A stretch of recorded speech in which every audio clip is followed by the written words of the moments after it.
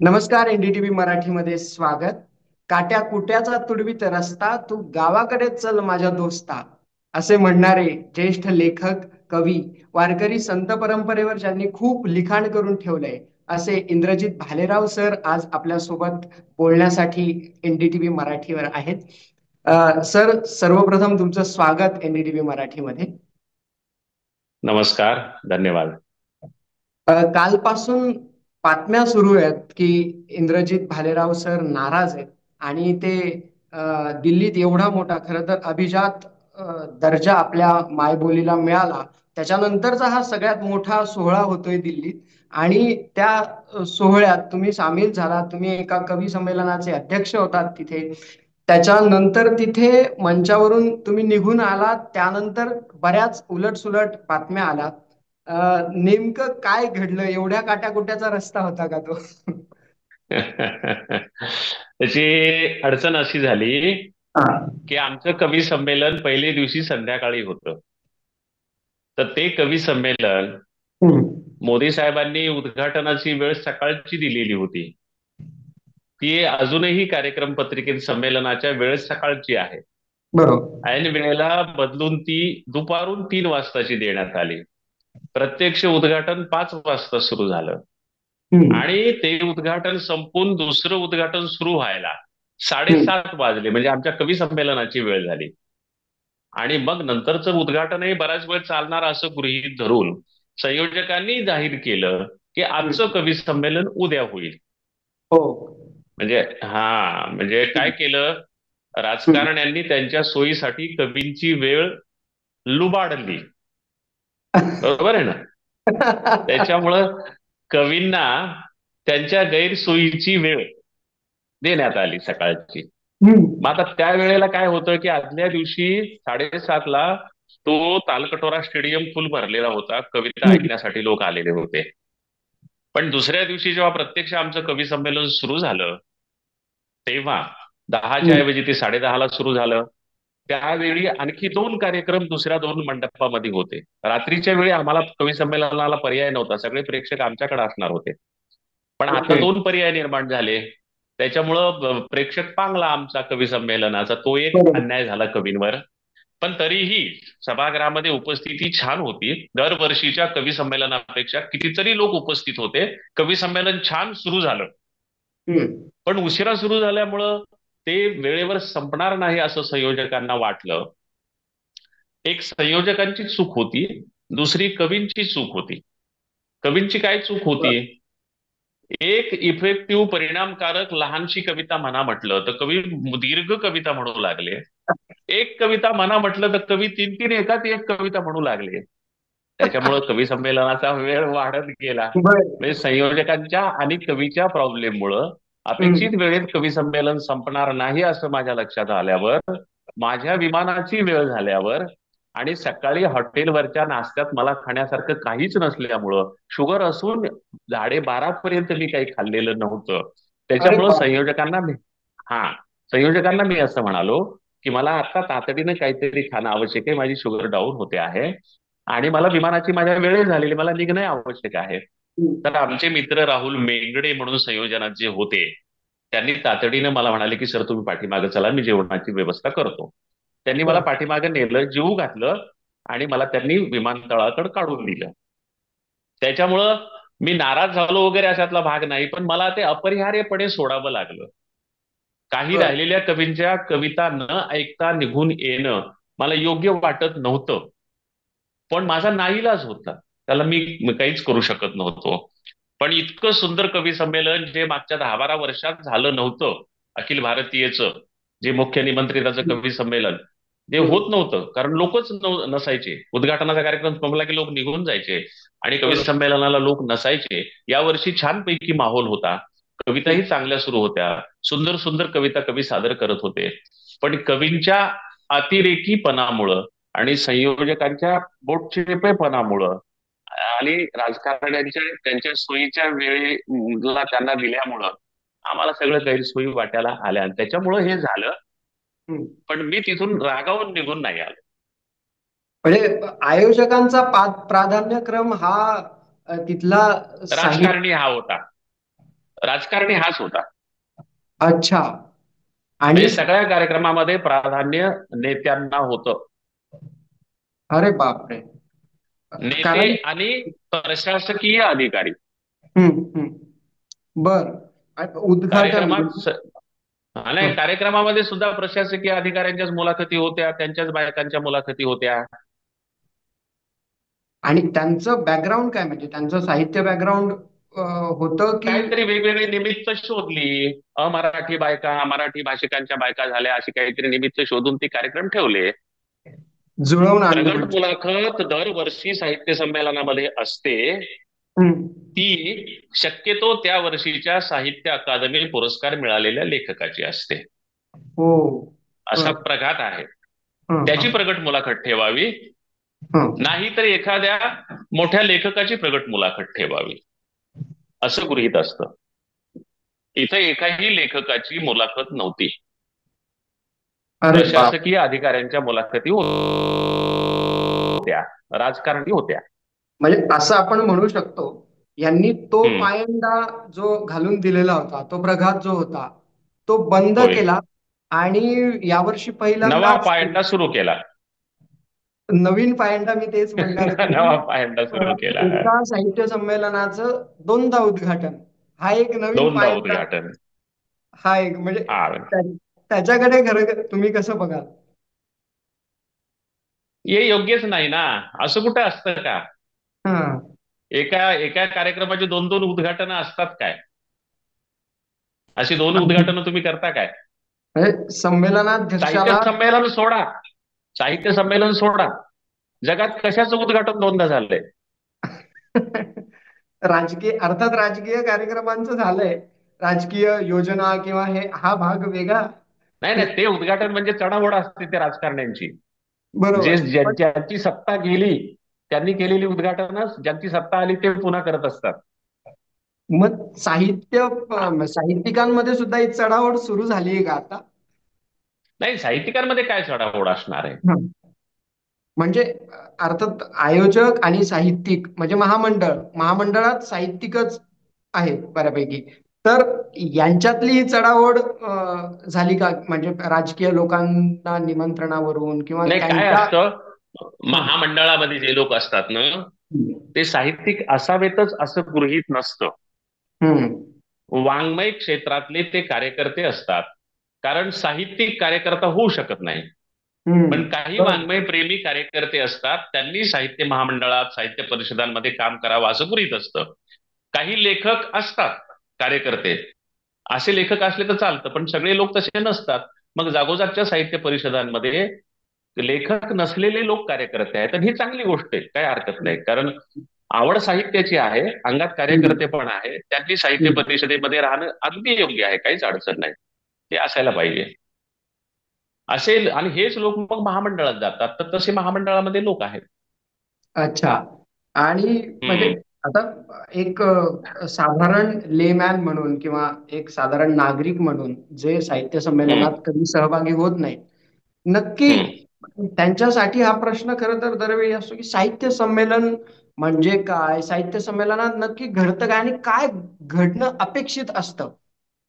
घडतं होय. भलतंच पण. हं. संमेलन 100 वर्ष होऊन गेली सुरू झाली त्याला. बरोबर. महादेव गोविंद रानडे यांनी ती सुरू केली. बरोबर. त्याला ग्रंथकार संमेलन असं म्हटलं, हम्म. की लिहिणाऱ्या वाचणाऱ्यांनी एकत्रित यावं, हम्म. त्यांच्यामधल्या प्रश्नांची चर्चा त्यांनी करावी, हम्म. लेखन वाचनामधल्या अडचणींची चर्चा त्यांनी करावी, बरोबर. प्रकाशन व्यवसायात काही अडचणी असतील तर त्याची चर्चा तिथं व्हावी, वाङ्मय व्यवहाराच्या सर्व अंगांवर तिथं चर्चा व्हावी, हम्म. असं गृहीत असतं. बरोबर. हं. आणि अशा संमेलनांमधून नव्यानं लिहिणाऱ्यांना पुढं आणण्याचा एक प्रघात आहे. हा, हा. जो कोणी नव्यानं चांगलं लिहितोय त्याला पुढं आणलं पाहिजे. बरोबर. कर्नल कीर्तीकर जळगावच्या साहित्य संमेलनाचे अध्यक्ष होते. अच्छा. ही ही 90 ते 100 वर्षापूर्वीची गोष्ट आहे. हम्म. बालकवी नावाचा कवी त्यांनी तिथं प्रथम लोकांसमोर सादर केला, आणि बालकवी उदयाला आले, मराठीला बालकवी मिळाले, त्यांना नाव पण बालकवी तिथं पहिल्यांदा मिळालं, त्यांचं कौतुक झालं. आणि सर्व वाङ्मय विश्वामध्ये ते परिचित झाले. त्याच्यानंतर एक 20 एक वर्षांनी कोल्हापूरला जे संमेलन झालं 60-70 वर्षापूर्वी, तेव्हा भारा तांबे नावाचे कवी अध्यक्ष होते संमेलनाचे. त्यांनी बा भ बोरकर नावाचा कवी पुढे आणला बरोबर. की हा खूप चांगलं लिहितोय, त्याला सगळेजण दाद द्या, तो बर. म्हण रे बाबा कविता पुढे होऊन. हा. त्याच्यानंतर 20 एक वर्षांनी 1975 साली इचलकरंजीला जे साहित्य संमेलन झालं, त्या साहित्य संमेलनात पु ल देशपांडेंनी आदो महानोरांना हाताला धरून पुढे आणलं की हा एक खूप चांगलं लिहिणारा आहे, याला बर. आपण सगळेजण दाद दाद देऊया. हम्म. अशा एकेका संमेलनातून एक एक चांगला लेखक उदयाला आला, पुढे आला, लोकांना माहीत झाला, त्याला संधी मिळाली, त्याला व्यासपीठ मिळालं. असे लोक पुढे आणण्याचं काम मी स्वतः सातारच्या साहित्य संमेलनातून पुढे आलोय. बर. 1993 साली 32 वर्षापूर्वी हम्म. साताऱ्याला जे साहित्य संमेलन झालं, त्या साहित्य संमेलनात पहिल्यांदा मी उभा राहिलो कविता म्हणायला. आणि मला हम्म. एवढी प्रचंड दाद मिळाली की मी महाराष्ट्राला कोण हे माहीत नसणारा एका दिवसात महाराष्ट्राला माहीत झालो. क्या बात है. मला दाद मिळाली. हा. अकोल्याला जे साहित्य संमेलन झालं होतं गोनी दांडेकरांच्या अध्यक्षतेखाली, तेव्हा हम्म. विठ्ठलबाग नावाचा कवी सगळ्या मराठी वाङ्मय विश्वाला माहीत हो. झाला. हो. असे असे एकेका संमेलनातून एक एक कविता, एक एक कवी गाजतात, पुढे येतात, नवे नवे कादंबरीकार येतात, त्यांच्यावर चर्चा होतात, वाङ्मय विश्वातल्या गोष्टींवर चर्चा होतात. वाङ्मय विश्वाच्या बाहेर ह्या चर्चा जाऊ नयेत. हम्म. हा. पण मग काय झालं की हळूहळू सामाजिक प्रश्नांनी चंचू प्रवेश करायला सुरुवात केली साहित्य संमेलनांमध्ये. हम्म. पहिल्यांदा संयुक्त महाराष्ट्र व्हावा हे बेळगावच्या साहित्य संमेलनामध्ये आचार्य यात्र्यांनी, मला वाटतं कारवारच्या साहित्य संमेलनामध्ये आचार्य यात्र्यांनी मांडलं. ठीक आहे, सगळ्या मराठी भाषिकांचा तो प्रश्न होता, भाषेचा प्रश्न होता, तो घेतला. पण नंतर हम्म. मग सगळेच विषय यायला लागले. साहित्यानं समाजाचे प्रश्न घेतले पाहिजेत. मग दरवर्षी रामदास आठवले साहित्य संमेलनावर मोर्चा काढायचे की बाबासाहेब आंबेडकर विद्यापीठाचं नामांतर झालं पाहिजे. हम्म. दरवर्षी त्यांचा मोर्चा असायचा. राजकारणात हम्म. ते यशस्वी होईपर्यंत संमेलनात मोर्चा काढून त्यांनी स्वतःची सिद्धता करून घेतली होती. पण नंतर मग ते कधी आले नाहीत बर. विद्यापीठाचं नामांतर करा म्हणायला. हा, हा. पण अशा मग सामाजिक गोष्टी येत गेल्या, मग अनेक हम्म. सामाजिक प्रश्न येत गेले. आता हम्म. राजकारण पण येऊ लागलेलं आहे. अच्छा. तेच माझा पुढचा हा. प्रश्न अर्थात तोच होता की वाङ्मयीन गोष्टींवर, वाङ्मयीन अ, क्रिया प्रक्रिया आणि अ, वाङ्मयीन. वाङ्मय विश्वावर संपूर्ण प्रकाश झोत असावा. हा. हा. वाङ्मय याच्यावर विश्वावर. चर्चा होणं अपेक्षित असताना आजचीच होय. एक मोठी हम्म. बातमी अशी आहे की तिथे एका महिला नेत्याने राजकीय विधान केलं आणि साहित्य हो. संमेलन एका वेगळ्या कारणाने पुन्हा चर्चेला आलं. होय. होय. आणि त्याच म्हणजे विरोधकातल्याच एका नेत्याने पत्र लिहिलं साहित्य महामंडळाला हो. की तुम्ही यांच्या राजकीय विधानाची जबाबदारी घ्याल का?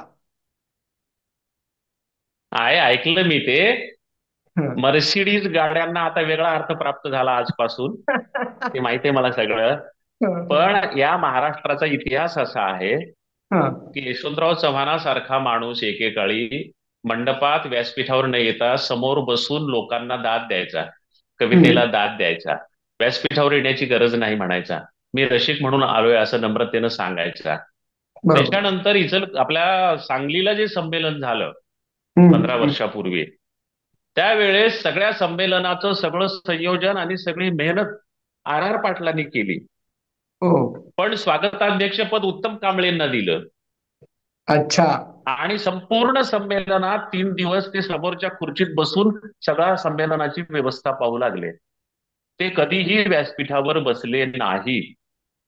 राष्ट्रपती शेजारची एक खुर्ची रिकामी होती, कुणीतरी आलं नाही राजकारणातलं, म्हणून लोक आबांना धरून नेत होते. त्यावेळी त्यांनी नानो महानोर खाली बसले असताना त्यांना राष्ट्रपतीच्या शेजारी नेऊन बसवलं होतं. बर. ही राजकारणातली उदाहरणं पण आपल्याकडे आहेत. क्या बात है सर.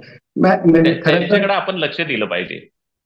खरं तर आणि ह्या आता. राजकारण्यांनी, आजच्या राजकारण्यांनी प्रामुख्याने ह्या गोष्टीकडे लक्ष दिलं पाहिजे. हो. आणि आता ही जबाबदारी वाढली आहे आपली, कारण हा. आपल्याला नुकतंच अभिजाततेचा दर्जा मिळाला. यातही आपण. आपण त्या अभिजाततेचा दर्जा कमी करतो आहोत त्या सगळ्या गोष्टी करून. आपण अभिजात नाही आहोत हे आपणच सिद्ध करतो आहोत. हे आपण सिद्ध खरं करतो आहोत. खरंय. म्हणजे वेगवेगळ्या नवीन गोष्टींचा पायंडा आता पाडला जातोय, ज्याचा प्रघात आहे. ज्या हो. ज्येष्ठांनी जे आपल्याला एक प्रघात पाडून दिलाय, तो प्रघात मोडून वेगळ्याच म्हणजे राजकीय प्रत्येक गोष्टीसाठी राजकारण किंवा प्रत्येक मंच हा राजकारणासाठी वापरायचा एक नवीन पायंडा आपल्याकडे. तसा तो जुनाच आहे, पण आता साहित्य विश्वातही तो घुसायला लागलाय. असो, पण अर्थात हे चित्र बदलावं किंवा हे बदलेल अशी आशा व्यक्त करूयात. आणि तुम्ही साहित्य संमेलनात या गोष्टीमुळे जरी चर्चा झाली, तरी त्याच्या आधी तुम्ही एका उत्तम कवितेचं सादरीकरण तिथे केलं होतं, ज्याची चर्चा झालीच नाही. तर शेतकऱ्यांवरची ती चर्चा होती. ती कविता आमच्या प्रेक्षकांसाठी जर तुम्ही पुन्हा इथे ऐकवली तर बरं होईल. आणि त्या कवितेनेच आपण शेवटही करूया. तालकटोरा जिथं साहित्य संमेलन झालं, त्या स्टेडियमवरची आणखी एक घटना तुम्हाला मी सांगतो. बर. यशवंतराव चव्हाण 1962 झाली, जेव्हा संरक्षण मंत्री म्हणून राजधानीत गेले. आणि ते संरक्षण मंत्री म्हणून गेले होते. आणि हम्म. सैनिकांचं मनोबल वाढवण्यासाठी एक कवी संमेलन या तालकटोरा स्टेडियमवर ठेवण्यात आलेलं होतं. बर. बर. आणि यशवंतराव चव्हाण त्या कवी संमेलनाच्या उद्घाटनाला जाणार होते. ही हम्म. मी जी सगळी आठवण सांगतोय, ही आठवण अटल बिहारी वाजपेयी यांनी लिहून ठेवलेली आहे. हो. अटल बिहारी वाजपेयीने असं लिहून ठेवलंय की हम्म. आम्हाला प्रश्न पडला की हा आडमाप शरीराचा धोतर टोपी घालणारा माणूस हा कवी संमेलनाचं काय उद्घाटन करणार आहे. आणि नेहमी सारखा हा काहीतरी बोर बोलेल आणि लोक टाळ्या वाजून त्याला गप्प बसवतील, अशी कल्पना आम्ही केली, असं अटल बिहारी म्हणतायत. पण बर. ते म्हणतात की तो दिवस यशवंतरावांचा संरक्षण मंत्री म्हणून आल्यानंतर सार्वजनिक जीवनात येण्याचा दिल्लीतला पहिला दिवस होता. बर. आणि त्या दिवशी उद्घाटनामध्ये यशवंतराव इतकं थोडं बोलले, पण इतके प्रभावी आणि परिणामकारक बोलले की यशवंतरावांनी दिल्लीचं मन त्या दिवशी जिंकलं. एका शब्दानं जिंकलं. आणि तो शब्द असा होता, थोडंफार ते बोलले सैनिकांना बळ देण्यासाठी, आणि यशवंतरावांचा शब्द असा होता की हमें डरना नहीं है, वो चीन है, हमें मालूम है, लेकिन उनको मालूम नहीं है कि हम प्राचीन है. क्या बात.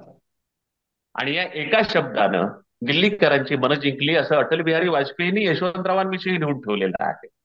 त्या तालकटोरा संमेलनात हे संमेलन होत आहे. हा. हा, तर इथे अर्थात यशवंतरावांच्या त्या गुणांचं दर्शन राजकारण्यांनी घडवायला पाहिजे होतं. तेवढा व्यासंग पण आता. तसं जर अटल बिहारींचा होता, हो, हो. यशवंतरावांचा होता. अटल बिहारी किंवा यशवंतराव आज जिवंत असते तर ते 100% समोर येऊन बसून त्यांनी कार्यक्रम ऐकले असते. त्या खरंय. माणसांची ती योग्यता होती. हो. आणि ह्या तालकटोरांचा संदर्भ घेऊन मी असं म्हणालो त्या दिवशी की 25 वर्षापूर्वी या तालकटोराच्या मैदानावर यशवंतराव चव्हाण म्हणजे शरद जोशी यांनी शेतकऱ्यांचं एक मोठं शेतकरी. आंदोलन केलं होतं. हा. आणि ते आंदोलन फार त्याचा विस्कळीतपणा झाला, म्हणजे नंतर ते फार वाईट पद्धतीनं त्याला हे जावं लागलं. म्हणजे सरकार त्यावेळेस हे नव्हतं. हम्म. पण शेतकरी धडका देतो आहे दिल्लीला, पण त्याला हम्म. आत प्रवेश मिळत नाहीये. त्याच्यानंतर अनेक आंदोलनं झाली, सगळी अयशस्वी झाली. हम्म. आणि त्याच्या आधी 350 वर्षापूर्वी औरंगजेबाची सत्ता होती, तेव्हा पंजाबच्या एका शेतकऱ्यानं असे शेतकऱ्यांचा मोर्चा दिल्लीवर नेला होता. हो. त्या मोर्चावर आधारित एक कादंबरी आहे पंजाबी साहित्यामध्ये, पंजाबी भाषेमध्ये, तोडू हम्म. दिल्ली के कंगोरे म्हणून. थोडं दिल्ली के आणि कंगोरे. ते आंदोलन यशस्वी झालं होतं. हम्म. औरंगजेबानं करमाफी केली होती. बर. पण आज दिल्लीचे रस्ते जास्तच सुळकाट्यांनी भरलेले आहेत आणि हम्म. दिल्लीचे खंदक जास्तच जीवघेणे झालेले आहेत. त्याच्यामुळे 350 वर्षापासून शेतकरी जो दिल्लीला धडका देतो आहे, पण ती दिल्ली शेतकऱ्याला प्रवेश देत नाही. त्या शेतकऱ्यासाठी म्हणून, कवी म्हणून, मी दिल्लीला बाई ग दार उघड असं म्हणतोय. नाथांचं एक भारुड होतं, दार उघड हो. बया दार उघड दार म्हणून. उघडं बघा. अर्थात ते देवीला उद्देशून होतं.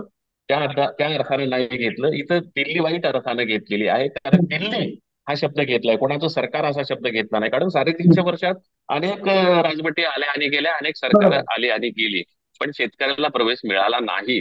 म्हणून त्याला उद्देशून ही कविता आहे की दार उघड दिल्ली दार उघड, हम्म. दार उघड दिल्ली दार उघड, बळी आला दारी दार उघड, पाताळ यंत्रे दार उघड, कपाळ करंटे दार उघड, आभाळ फाटके दार उघड, आशा दिशा दाटके दार उघड, उडू दे खटके दार उघड, दार उघड दिल्ली दार उघड.